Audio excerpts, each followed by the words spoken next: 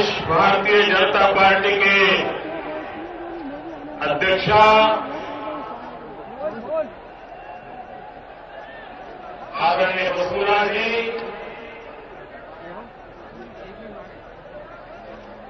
हमारे मित्र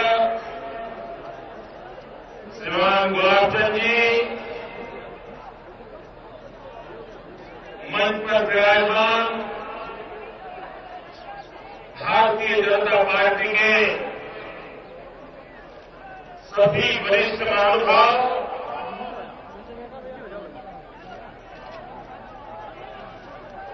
और आज जोम और जुस्से से भरे हुए मेरे प्यारे भाइयों और बहनों,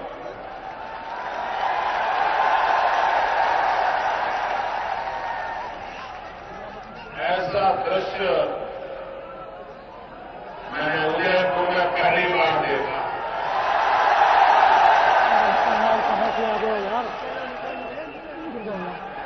तो मैंने गुलाबचंद जी से पूछा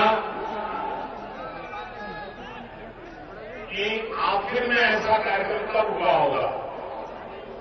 वो कहते हैं आखिर का मत पूछो, ये पहली बार स्टेडियम भरा है क्या है।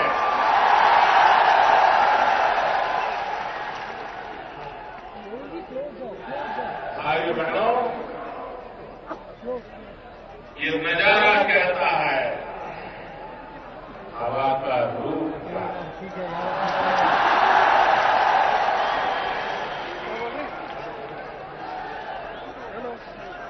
भाइयों बहनों, एक आंधी चल पड़ी है, आंधी। मैं कुछ दिन पहले जयपुर में आया था। मैं सोच रहा था वो तो पूरे राजस्थान से लोग आए होंगे, लेकिन आज मेवाड़ की धरती के छोटे से पार्ट में से इतना बड़ा मानव सागर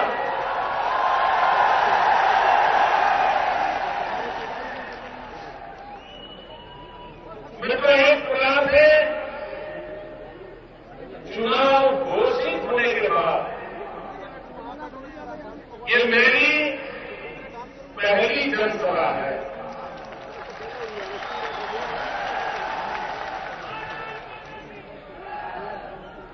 जिन राज्यों में चुनाव है वहां पर अभी मेरा दौरा शुरू नहीं हुआ है। आज उसका आरंभ महाराज प्रताप की इस वीर भूमि से हो रहा है। भाइयों बहनों, आज जब मैं मेवाड़ की धरती पर आया हूं, राणा प्रताप जी को शत शत नमन तो करता ही हूं, लेकिन भाइयों बहनों, अगर हम मेवाड़ में आकर के राणा प्रताप को तो याद करें, लेकिन अगर हमारे रणगांगुरे वीर योद्धा अगर राणा पूजा को याद न करें तो राणा प्रताप की बात अधूरी रह जाएगी।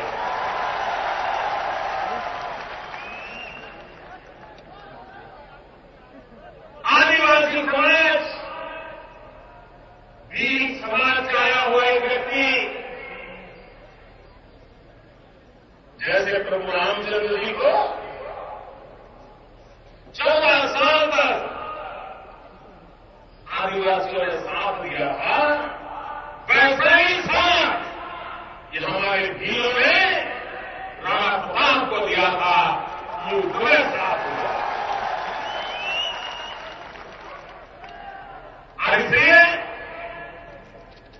देश के स्वाभिमान के लिए लड़ने वाले,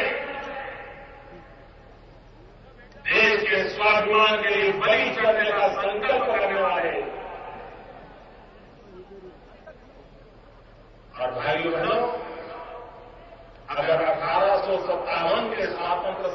की ओर नजर रहे तो इतिहास गवाह है। हिंदुस्तान में जहां जहां आदिवासी समाज की बस्ती थी, सबसे पहले अंग्रेजों को उसी धरती से ललकारा गया। पूरे हिंदुस्तान में उनकी देशभक्ति, भारत मां के लिए उनका प्रयास की तत्परता आज भी हम लोगों को प्रेरणा देती है। भाई बहनों, गोविंद गुरु की कथा कभी कोई आदिवासी भूल नहीं सकता। कभी कभी लोग जलियांवाला बाग को याद करते हैं, लेकिन मानगढ़ की धरती पर गोविंद गुरु के नेतृत्व में जो सत्याग्रह हुआ, आदिवासियों ने अंग्रेजों का जीना हराम करके रख दिया था। ये वो धरती है और मुझे इस बात का गर्व है। मित्रों, हमेशा मुझे लगता है तो राजस्थान और गुजरात को अलग नहीं कर सकता।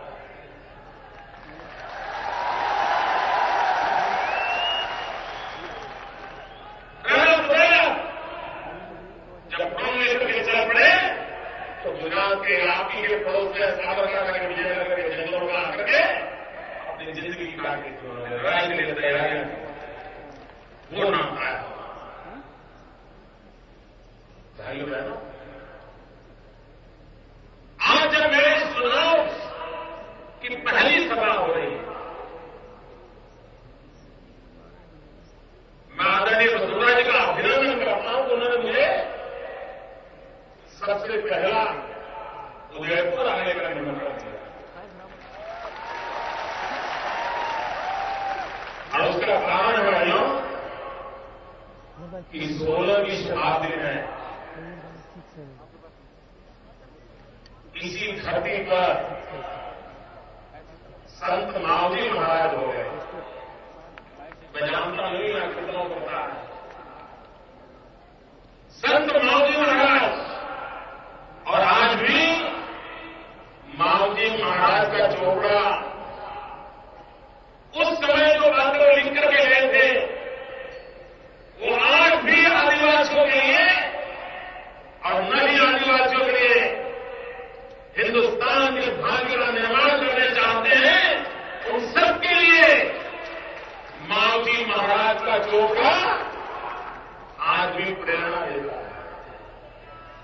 उस मावजी महाराज के चोपड़े में लिखा है, 400 साल पहले लिखा है, और उन्होंने लिखा था, आपड़ा युगमा आजादी का बिगुल वीर समाज बगाड़े हो महाराज। देखिए उस समय क्या लिखा था, आपड़ा युगमा आजादी का बिगुल वीर समाज बगाड़ो हो महाराज। नवयुग की शुरुआत मारी काटे थाय हो महाराज। मित्रों, नए युग का आरंभ वीर समाज के द्वारा यही माही के किनारे से होगा। ये 400 साल पहले कहा था। मैं आज ये दृश्य देखकर के कह रहा हूं कि भाइयों बहनों, मावजी महाराज जो कह करके गए थे, वो यहां के मेरे आदिवासी आज यहां से आरंभ कर रहे हैं, ये मैं देख रहा हूं। भाइयों बहनों, पिछले दिनों तो सरकारी खजाने से यहां पर उद्घाटन समारोहों की धूम मची हुई थी। बाजार में कैंची नहीं मिल रही थी।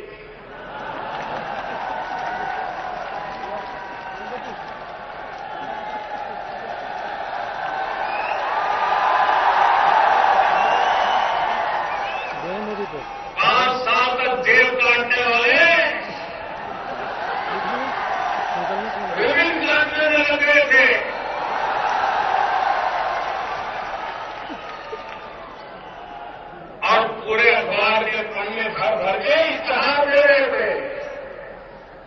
राजस्थान में दे रहे थे ऐसा नहीं, मेरे गुजरात में भी दे रहे हैं। मैं सोचता था ये इतना खर्चा कि गुजरात के अखबार में स्थान क्यों दे रहे हैं।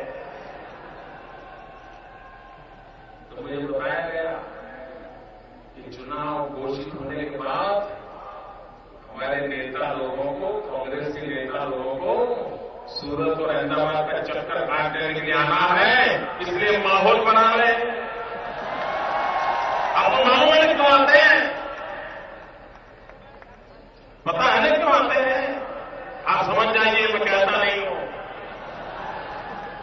भाइयों बहनों, थोड़ा सही लगता है ना तो दिल का।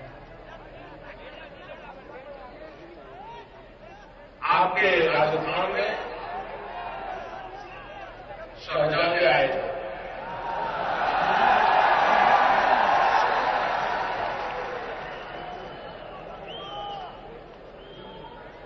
और वे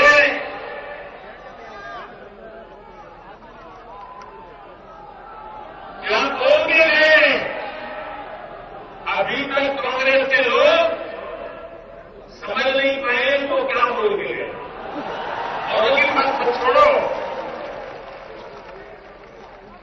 वो क्या कह के गए, क्यों कह के गए, किसके लिए कह के गए, न कहने वाले को पता है, न लिखने वाले को पता है। सब परेशान है।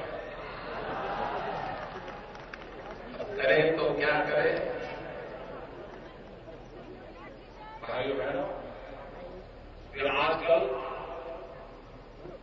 सारे हिंदुस्तान को बिन सांप्रदायिकता के पाठ पढ़ा है। जो नेता यहां पर श्रीमान अशोक गहलोत जी के लिए वोट मांगने के लिए आए थे, उनको श्रीमान अशोक गहलोत का कोई भरोसा है क्या? लेकिन उनको भरोसा है क्या? उनके अपने मुख्यमंत्री को उनका भरोसा है क्या? मित्रों, अगर भरोसा होगा तो सरकार को बिना बताए, गहलोत जी को सूचना किए बिना राज्य सरकार को अंधेरे में रख करके चोरी छुपी से उनके नेता अचानक गोपालगंज नहीं पहुंचते।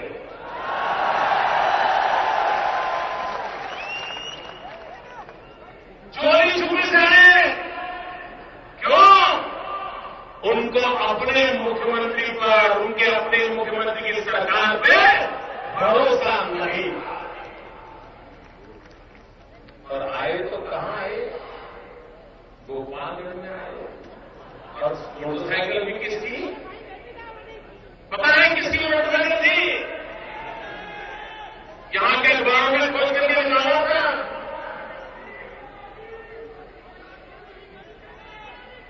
मित्रों, चोरी की मोटरसाइकिल को बैठ करके गोपालगंज में घुसे और उनकी मोटरसाइकिल कौन चला रहा था?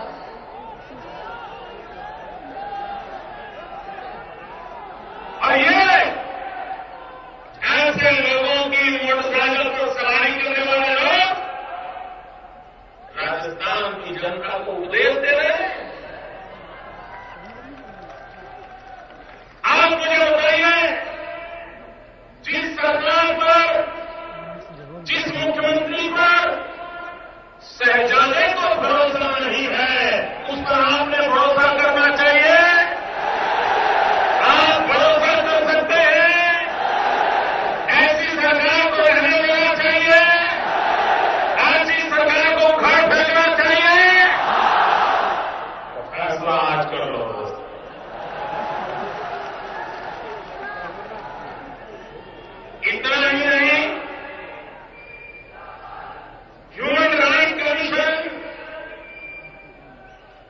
हिंदुस्तान के ह्यूमन राइट कमीशन को बनाया है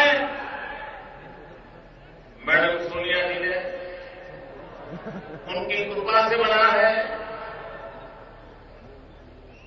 उस ह्यूमन राइट कमीशन ने आपके श्रीमान अशोक गहलोत जी की सरकार के लिए इतने बुरे शब्द कहे हैं, शायद हिंदुस्तान में किसी सरकार के लिए ह्यूमन राइट कमीशन को ऐसा नहीं करना पड़ा। ह्यूमन राइट कमीशन को भी इस सरकार पर भरोसा नहीं है। क्या आप करेंगे? पक्का? इतना ही नहीं मित्रों, ये शहजादे यहां आकर के बिन सांप्रदायिकता के पाठ पढ़ाते हैं, लेकिन उन्हीं सरकार के बनाए हुए माइनॉरिटी कमीशन ने लगातार जो हड़दंगे चल रहे हैं, 5 साल में गहलोत जी की सरकार में 25 बड़े दंगे हुए हैं हिंदू समाज के, 80 से ज्यादा झड़पें हुई हैं, निर्दोष लोग मारे गए हैं, और उन्हीं के माइनॉरिटी कमीशन ने अशोक गहलोत की सरकार माइनॉरिटी की रक्षा नहीं कर सकती है, ऐसा 2 सर्टिफिकेट दिया हुआ है। अगर उनका माइनॉरिटी कमीशन उनकी सरकार पे भरोसा नहीं करता है, तो आप करना चाहेंगे? जोर से जवाब दो, उनको सुनेंगे? आप उनका भरोसा करेंगे? क्या उन पर भरोसा करेंगे? इतना ही नहीं मित्रों, भारत की सुप्रीम कोर्ट, हिंदुस्तान की सर्वोच्च अदालत, जहां पर हिंदुस्तान के 125 करोड़ नागरिक भगवान के बाद उस जगह पर श्रद्धा से देखते हैं, ईश्वर के बाद एक जगह है जहां श्रद्धा होती है वो न्यायपालिका होती है। सुप्रीम कोर्ट ने कहा कि आपकी पुलिस को, आपकी सरकार को अगर संविधान के भरोसा न हो, न्यायपालिका में भरोसा नहीं है, तो आपको सरकार चलाने का हक नहीं। सुप्रीम कोर्ट ने इसको बताया। क्या आप उनको माफ करना चाहते हो? इनको माफ किया जा सकता है? अरे सुप्रीम कोर्ट के सम्मान के लिए भी इनको छुट्टी दे देनी चाहिए। इतना ही नहीं, राजस्थान के हाईकोर्ट ने क्या कहा? देखिए, मैं ये भाजपा की तरफ से नहीं कह रहा हूं, मैं उन्हीं के लोगों की बात कर रहा हूं। राजस्थान हाईकोर्ट ने उनके लिए कहा, अगर आपको सरकार चलाना नहीं आता है, लोगों का काम करना नहीं आता है, तो आप सरकार छोड़ के चले जाइए। ये राजस्थान की कोर्ट ने अशोक गहलोत की सरकार को कहा।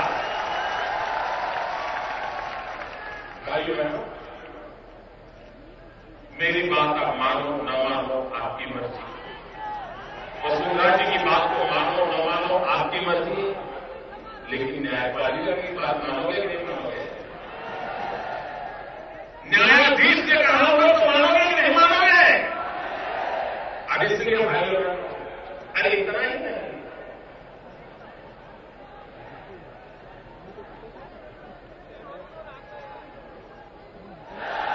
उनके अपने गवर्नर, कांग्रेस के ही पार्टी के मुखिया, जो राजस्थान में गवर्नर है, वो मैडम ने क्या कहा? जब वो उदयपुर बांसवाड़ा के रास्ते के लिए आई थी, तो इसी इलाके में आकर के राजस्थान की गवर्नर मैडम, जो कि मूलतः कांग्रेस पार्टी से है, उन्होंने कहा, अगर आप आदिवासियों के लिए योजनाओं को अमल नहीं कर सकते, रोड नहीं बना सकते, तो मुझे काम दे दो, मैं करके दिखाऊंगी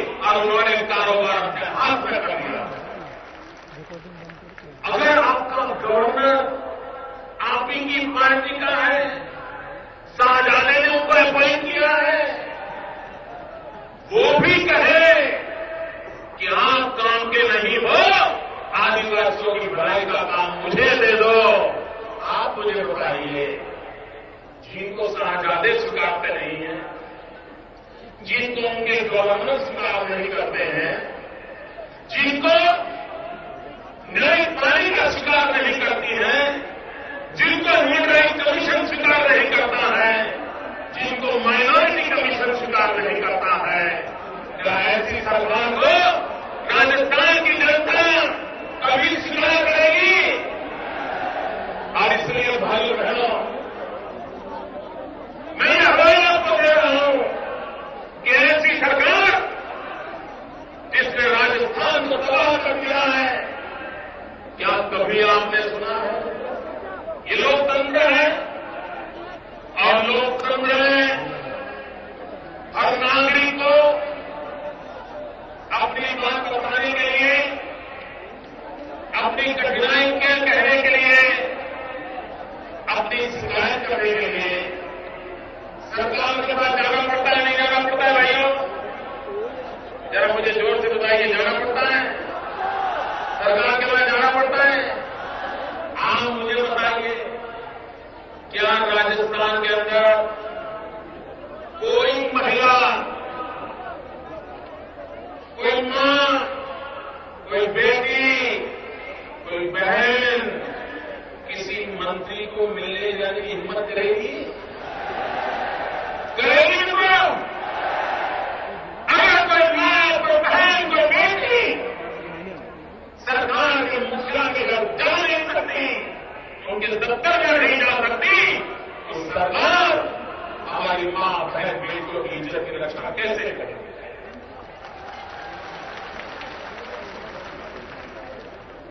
कितना बड़ा कलंक लगा है।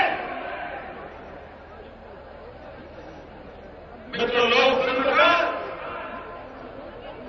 मजाक उड़ाया था, और कांग्रेस का अहंकार सातवें आसमान पर पहुंचा हुआ, और उसके कारण कांग्रेस को इन चीजों की परवाह नहीं है।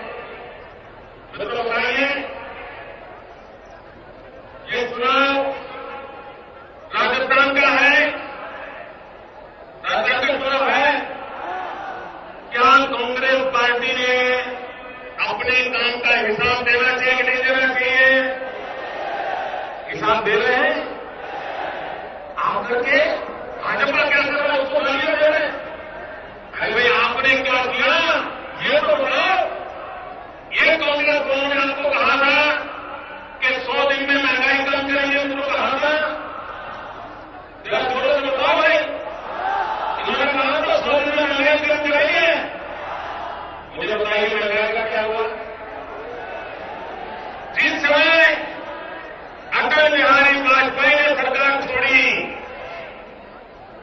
उस समय जो महंगाई थी और आज महंगाई जहां पहुंची है, ये देखने के बाद तो लगता है कि गरीब के घर में चूल्हा जलना मुश्किल हो गया।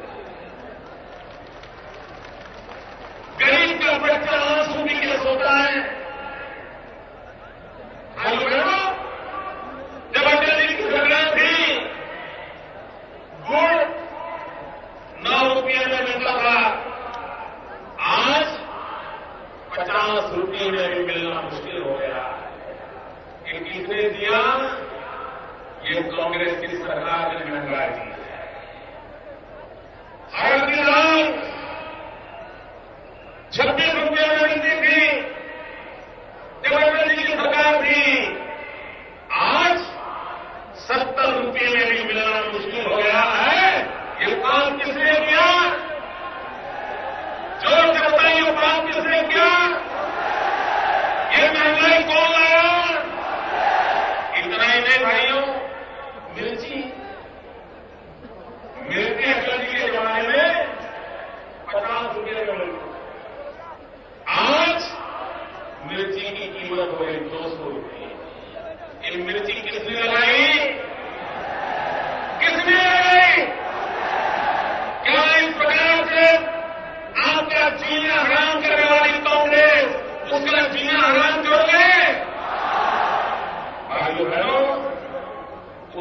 भारत में राजमा खाया जाता है। पहले राजमा अटल जी के जमाने में 28 रुपये मिलता था। भाइयों बहनों, आज राजमा 100 रुपये में भी नहीं मिलता है। ये महंगाई करके छोड़ा है। मेरे किसान जिसको अपने खेत में काम करने के लिए डीजल की जरूरत पड़ती है, जब अटल जी की सरकार थी तब डीजल 22 रुपया था। आज डीजल 60 रुपये पार कर गया है। आप मुझे बताइए, मेरा किसान अपने खेत में कैसे काम कर पाएगा? और प्याज आज अगर सबसे महंगी चीज है तो क्या है? कोई मुझे बताए तो ये प्याज का संकट क्यों पैदा हुआ?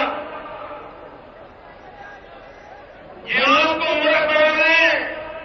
प्याज की पैदावार में सिर्फ 5% कमी आई है, सिर्फ 5%, लेकिन दाम 1500% बढ़ गए हैं। उत्पादन 5% कम हुआ है, लेकिन दाम 1500% बढ़ गए। और ज्यादातर प्याज कहां पैदा होती है? प्याज ज्यादा पैदा होती है महाराष्ट्र में, आंध्र में, कर्नाटक। और ये तीनों राज्य कांग्रेस की सरकार है। हम देश दूसरा चाहता है। ये मुनाफाखोरी कौन कर रहा है? ये प्याज को दौलत के खजाने कौन लोग हैं? सरकार कांग्रेस की है। लेकिन गरीब के प्याज को इन्होंने छीन लिया और उसका मूल कारण बाजार में तो किस चीज की जरूरत हो, किस इलाके में जरूरत हो, कितनी मात्रा में जरूरत हो, इसका कोई अनुमान, उसकी कोई जानकारी ये दिल्ली में बैठी हुई सरकार को नहीं है। उनको कोयले में रस है, पूंजी में रस है, लेकिन प्याज में नहीं है। अब उनकी नजर सोने पर गई है। दिल्ली सरकार सोना कब्जे करने में लगी है। और उनको किसी ने बता दिया कि राजस्थान में तो हर घर में 1-1 किलो सोना हो रहा है। तो चिदम्बरम लगे कि राजस्थान के हर घर में सोना कैसे छीन लिया जाए, माताओं का मंगलसूत्र कैसे छीन लिया जाए, इसके खेल चल रहे हैं। भाइयों बहनों, अपनी विफलताओं को छिपाने के लिए ये दिल्ली की सरकार रोज नए फेल कर रही है। मैं तो हमारे देश में टीवी में अनेक प्रकार की सीरियल चलती है, लेकिन ज्यादातर सीरियल वो सफल होती है जिसमें फैमिली सीरियल होती है। साथ में कभी लोग है, चलती है ना, वही ज्यादा चलती है। तो कांग्रेस के शाहजादे को भी लगा कि फैमिली सीरियल काम में आ जाए।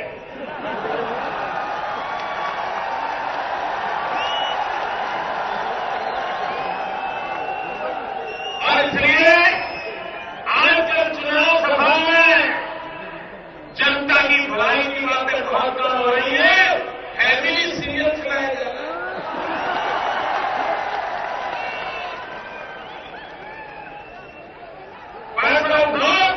देखो, यही कारोबार चल रहा है। और इसलिए भाइयों बहनों,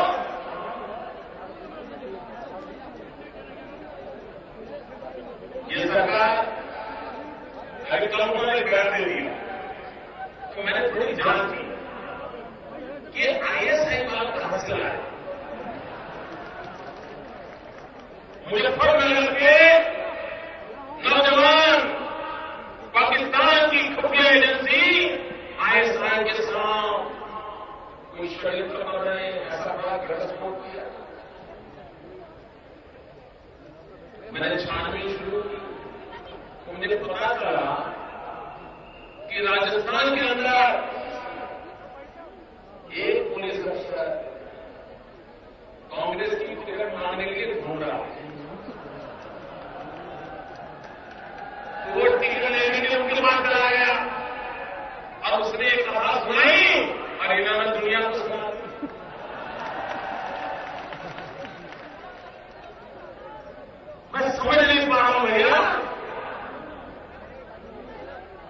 क्या ऐसे लोगों के भरोसे देश चलेगा? क्या आप अपना भविष्य उनके हाथ दे सकते हैं? भाइयों बहनों, ये मेवाड़ की धरती है जहां आपने कहा था बांस की रोटी खाएंगे लेकिन सम्मान के सामने सब लोग काम नहीं करेंगे। ये भूलिए और वो संस्कार आज भी है। ये मेरा डूंगरपुर, कोई परिवार ऐसा नहीं होगा कि जिसके 2-4 बच्चे, परिवार के 2-4 सदस्य मेरे गुजरात में ना, पूरा डूंगरपुर मेरे गुजरात में मजदूरी करते हैं, बर्तन साफ करते हैं, कपड़े धोते हैं, फट साफ करते हैं और मकान के मालिक हफ्ते भर के लिए बाहर जाने वाले हो, घर की चाबी तो डूंगरपुर के मेरे आदिवासी के हाथ में लेकर के जाते हैं और कभी एक नए पैसे की चोरी नहीं होती, कभी कोई शिकायत नहीं होती है। ये गौरवपूर्ण बात मेरे डूंगरपुर के आदिवासियों के संस्कार है। हमको अनुभव करते हैं। चाबी लेके जाओ, आप आकर के देखिए किसी चीज को कोई कमी नहीं होती है। ये छोटी चीज नहीं, ये राजस्थान की धरोहर है जिसके लिए राजस्थान गर्व करे। ऐसी घटनाएं हैं लेकिन उसको तबाह कर दिया। आप देखिए ये सीबीआई, जिस दिन कांग्रेस को लगा कि अब राजस्थान में उनकी सरकार नहीं बनेगी, वसुंधरा जी, गुलाब चंद जी दोबारा आएंगे, उसी दिन से सीबीआई ने गुलाब चंद जी को घेरने की कोशिश की। आज सिर्फ गुलाब चंद जी को घेरा कर नहीं, उनका इरादा वसुंधरा जी तक जाने का है और मैं बहुत जिम्मेवारी पूर्वक ये दुनिया के सामने रखता हूं। कांग्रेस के ये प्रावधान है। मैं पूछना चाहता हूं, कांग्रेस के बचाव के अंदर दिन रात खेल खेलने वालों को पूछना चाहता हूं, आज जो प्रधानमंत्री कार्यालय का आरोप लगे हैं, सरकार के सीनियर अफसर ने प्रधानमंत्री पर कोयले के संबंध में सीधा आरोप लगाया है। अगर ऐसा ही आरोप वसुंधरा जी को लगता, नरेंद्र मोदी को लगता, शिवराज सिंह को लगता, रमन सिंह को लगता, तो सीबीआई क्या करती? 1 मिनट लगा करके जेल में हम लोगों को बंद कर देती। लेकिन आज सीबीआई को साफ सुन गया है। एक के बाद इतनी फाइल बंद करा रही है, लेकिन सीबीआई, क्योंकि सीबीआई का उपयोग राजनीतिक बाधा के लिए किया जा रहा है। अपने विरोधियों को डराना, धमकाना, दबाना, जेल के सलाखों के पीछे डाल देना। लेकिन इस दिल्ली की सदियों के लोगों सुन लीजिए, सिर्फ 6 महीने बाकी है।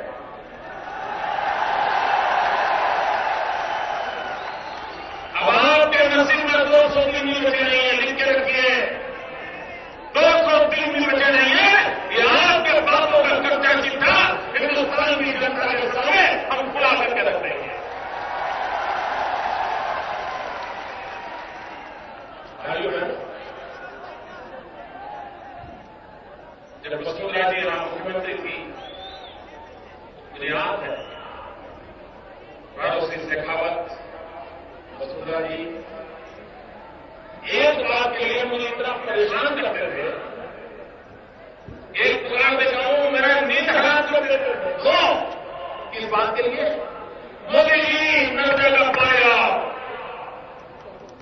मैं कहता हूं, मैंने ऐसा कोई मुख्यमंत्री देखा नहीं कि जो अपने बंजर भूमि के किसानों के लिए रात रात जाग करके मोदी को कहता हो हमें पानी चाहिए, नर्मदा का पानी लाओ। और मैं वसुंधरा जी का अभिनंदन करता हूं, राजस्थान की धरती पर नर्मदा का पानी है।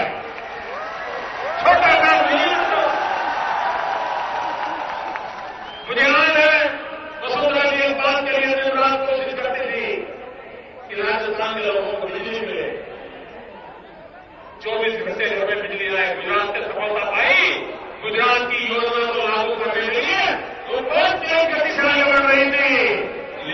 कांग्रेस के भरोसा आए, अंधेरा ही अंधेरा ले आए। और इसलिए भाई बहनों, राजस्थान को बर्बाद नहीं होने देना। राजस्थान के नौजवानों के भविष्य को अंधकार में धकेलना नहीं चाहिए। हमें तो पूरे दिनों बिताने पड़े, लेकिन हमारी आने वाली पीढ़ी को बुरे दिन देखने न पड़े। इसलिए मैं कहता हूं भाइयों, कांग्रेस मुक्त भारत। इधर उधर मत देख यार। सदा सर्वदा के लिए राजस्थान की धरती से कांग्रेस को हटाइए, कमल खिलाइए। और भाई बहनों, जहां कमल होता है वहीं लक्ष्मी विराजमान होती है, और जहां लक्ष्मी होती है वहीं पर से गरीबी जाती है, वहीं पर से विकास की धारा बहती है। और मुझे विश्वास है कि आदरणीय वसुंधरा जी के नेतृत्व में राजस्थान एक भव्य विजय प्राप्त करेगा, सपने संजोएगा, राजस्थान की युवा पीढ़ी का भाग्य बदलेगा, और राजस्थान हिंदुस्तान का भाग्य बदलने के लिए एक बहुत बड़ी ताकत बन के उभरेगा। मेरी आप सबको बहुत बहुत शुभकामनाएं। मेरे साथ